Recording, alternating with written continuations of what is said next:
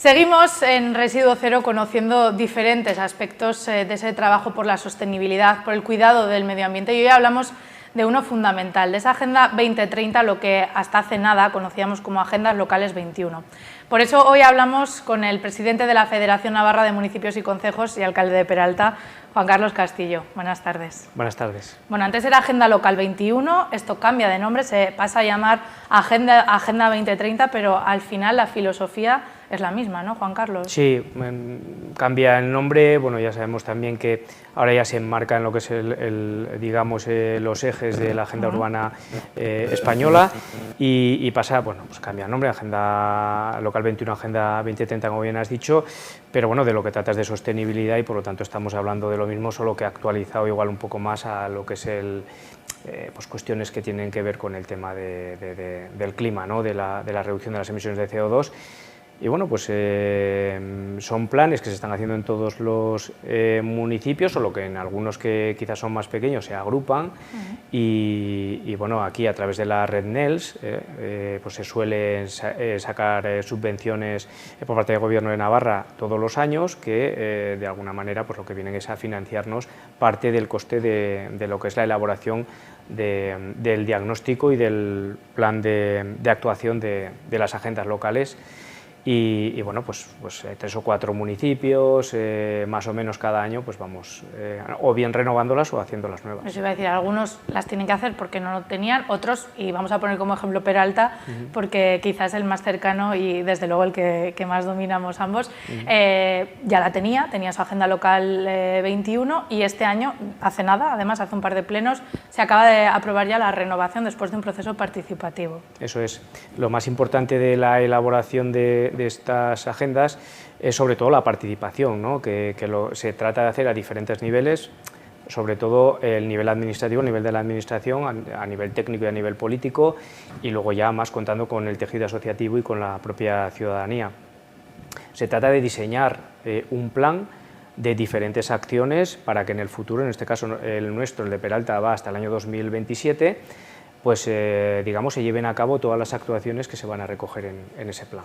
Durante muchos años hemos hablado de los ODS, Objetivos de Desarrollo Sostenible, y las agendas locales, la Agenda 2030, lo que vienen a hacer es traer a lo local esos objetivos generales, ¿no? Esos objetivos que la ONU marcó hace unos años, pues ahora los traemos al terreno, a lo cercano, ¿no? Sí, eso es.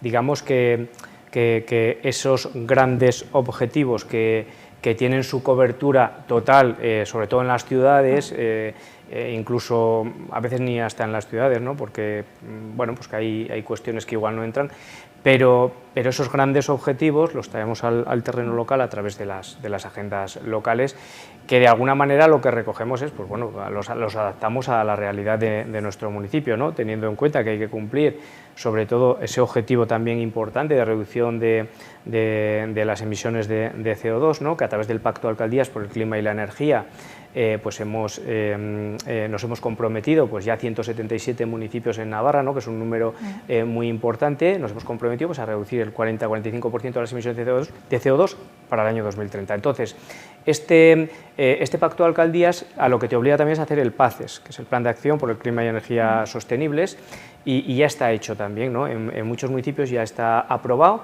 y ahora lo que hay que hacer es ejecutarlo. Pues ese PACES, que digamos son las acciones que vamos a llevar a cabo para la reducción de las emisiones de CO2, va recogido también dentro de las propias agendas porque forma parte, una parte importante de las agendas, ¿no? Y es las acciones que tú vas a llevar a cabo para la reducción de las emisiones de CO2. Bueno, en el caso de Peralta, decíamos antes, se acaba de aprobar esa Agenda 2030, más de 90 acciones. Hay un poco de todo y al final, lo hablábamos antes de empezar esta entrevista, Juan Carlos, al final todo va a conseguir un objetivo que es el de contaminar menos, consumir menos, mejorar esa sostenibilidad en el ejercicio de todas las funciones del ayuntamiento, de la vida diaria del municipio, ¿no? Sí, hacerlo más sostenible, es decir, está el plano económico, está el plano ambiental y está el plano social. Y conjugando esos 3 planos, lo que hay que hacer es, pues evidentemente, que tus servicios sean lo más eficientes posibles a través del coste económico, que sea el menor posible, pero que seamos eficientes, que sean servicios de calidad. Que, por ejemplo, en el caso de los residuos, seamos capaces de trabajar la economía circular, seamos capaces de trabajar, por ejemplo, el compostaje, seamos capaces de reducir el volumen de residuos, es decir, trabajar en todas las direcciones que apuntan a que reutilicemos, apostemos por la economía circular y seamos capaces de reducir esa cantidad de servicios y además también algo que es muy importante, ¿no?, enlazar con lo que es digamos, el respeto a la propia tierra, ¿no? Es decir, el apostar por desarrollos de cultivos ecológicos, apostar en el fondo, porque contaminemos lo mínimo posible y además pues aquellos productos que generamos de la tierra también sean lo más sanos posibles. Claro, hablábamos antes, por ejemplo, intentar evitar que las ciudades, que los municipios sean muy extendidos, que se construyan en distancias muy largas, que sean más bien compactos, y te decía yo, bueno, quizás eso no está tan directamente relacionado con una menor contaminación, pero sí, porque va a haber menos necesidad de alumbrado público, quizá para llegar al centro no necesito ir en coche y puedo hacerlo andando o en bici porque está más cerca, al final voy a acabar contaminando menos, ¿no? Hay que apostar primero por rehabilitar todas aquellas zonas internas que ya están dentro del propio casco urbano que conocemos de toda la vida.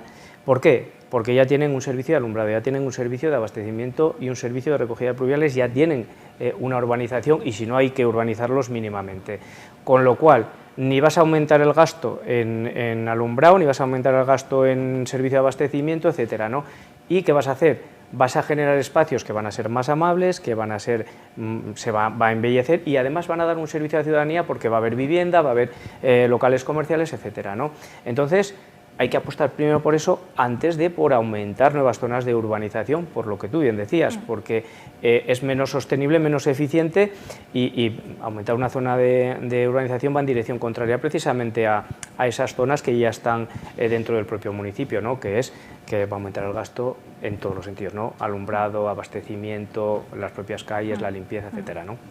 Decíamos, en el caso de Peralta, por poner un ejemplo, más de 90 acciones, ¿podemos destacar alguna, Juan Carlos? ¿Alguna sí, que sea llamativa, quizá? Y de hecho ya hay varias en marcha. Por ejemplo, ya que estábamos hablando de urbanismo, una es la del PAU del casco antiguo, ¿no?, que tiene varios objetivos, el de generar diferentes oportunidades de vivienda, rehabilitarlo y todo aquello que tenga que ser protegido, que lo sea de verdad, pero además crear digamos, un atractivo para que la gente joven y la gente del pueblo vuelva a vivir en el propio casco antiguo, además de, evidentemente, pues, apostar por un desarrollo que sea mucho más sostenible en el sentido de que sea más peatonalizado y menos para el vehículo, sin dejar de dar el servicio que hay que dar a los propios vecinos, ¿no?, por una movilidad más sostenible y, sobre todo, también crear zonas ajardinadas que mejoren la calidad de vida de los vecinos que allí viven y que sirva también para esas zonas de sombra que necesitamos para poder adaptarnos mejor, pues precisamente ahora con estas altas temperaturas que vamos a necesitar, ¿no?, cada vez más esas zonas de sombra y, a ser posible, zonas naturales. En esa Agenda 2030 cabe todo, cabe casi todo, incluso el turismo sostenible, ¿no?, también importantísimo, sí. que sí, que hay que conseguir atraer visitantes a nuestros pueblos, pero que no vale todo. ¿Cómo vamos por ejemplo, cómo estamos trabajando, ¿no?, en el turismo sostenible? Pues, hombre, un gran proyecto que es la ruta ciclable del Bisón, que son algo más de 40 kilómetros que unen los municipios de Falces, Peralta, Funes y Marcilla, en un circuito cerrado recorriendo los tramos bajos del Arga y del Aragón. Pues bueno, pues ahí se apuesta por un turismo peatonal y ciclable, de uso de la bicicleta. Entonces, creando infraestructuras para favorecer ese tipo de turismo, ¿no? Luego, hablando de movilidad también, pues claro, destaca también pues, las acciones que hay en movilidad, que es seguir creando infraestructura ya internamente para unir, por ejemplo, lo que es el casco urbano con el polígono industrial, con un carril bici, que también ahí se van a hacer inversiones. Y todo aquello que favorezca la utilización de medios de movilidad, digamos, más sostenibles, ¿no? Como puede ser también la proximidad a todos aquellos, o bien centros comerciales, o bien polígonos industriales, o bien zonas de mayor actividad que requieren de mayor movilidad, pues crear la infraestructura para que se pueda hacer por medios más sostenibles, ¿no? Pero bueno, tiene muchas actividades que algunas de ellas, como digo, ya se están realizando. Habla también de adaptarnos también, ¿no? Con el tema de las inundaciones, pues de hacer planes de emergencia para coordinarnos bien y atender las inundaciones, de hacer ciertas inversiones para proteger mejor el casco urbano de posibles avenidas. Como sabemos que aquí hay zonas que se inundan, pues ya hay un proyecto también que se va a llevar a cabo en el momento que se resuelvan las subvenciones, que es de un bombeo de agua en una zona que se inunda. Siempre hay una reorganización de las pluviales. Es decir, digamos que en diferentes líneas hay actuaciones que ya se están llevando a cabo, y de hecho lo que tiene una agenda local importante es que estableces en todas las actuaciones, además de la importancia, estableces la prioridad y dices si se va a hacer a corto, a medio o a largo plazo. En el caso de Peralta, también supongo que se incluye todo lo que tiene que ver con la renovación a luces LED, por ejemplo, de los polideportivos y demás, que habrá quien diga, uy, ¿eso qué tiene que ver? Pues muchísimo, ¿no? Pues mira, esto enlaza perfectamente con el Pacto de Alcaldías por el Clima y la Energía, que ahí lo que te indicaban desde la oficina del propio pacto es, al principio, que estamos todos muy verdes y ya nos vamos enterando un poco más de qué va todo esto, pero bueno, al final es muy sencillo, es dentro de que se pueden hacer muchas actuaciones, primero eficiencia energética, después autoconsumo y paralelo a esto la pobreza energética, ¿no? Es trabajar en esos tres sentidos en lo que es el ámbito energético, ¿no? Eficiencia energética, pues es evidente, estamos cambiando a tecnologías que son más eficientes, por ejemplo aquí en el Polo ya se cambió hace ya unos años todo el alumbrado público y ahora se está cambiando el alumbrado de los edificios pues a la tecnología más evidente como puede ser la de LED. ¿Qué se está haciendo ya también? Pues apostar por el autoconsumo. ¿Cómo? Pues bueno, pues lógicamente en las instalaciones municipales, primero priorizando en las que más consumo tienen, instalando autoconsumo. Por ejemplo, nosotros ya tenemos un proyecto que nos lo van a presentar ya, que es para autoconsumo, tanto a nivel eléctrico como a nivel de aerotermia, para el calentamiento del agua de la piscina climatizada en las instalaciones deportivas, ¿no?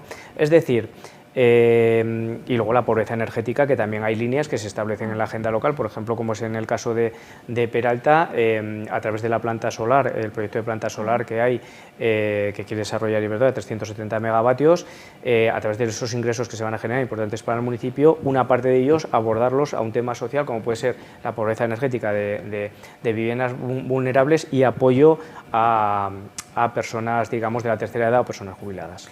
Yo creo que durante muchos años no llegamos a creernos aquello del cambio climático. De hecho, hubo dirigentes que directamente ponían en duda que estuviera pasando, y que veranos como este o temporadas como esta nos están demostrando que sí, no es que vaya a venir, es que ya estamos en mitad de ese cambio climático, y acciones como esta, como la Agenda 2030 o todas las que después se van a desarrollar a su amparo, vienen a contribuir a que lo frenemos, ¿no? Estamos nosotros aquí, pero vienen quienes nos siguen y hay que dejarles un planeta en condiciones.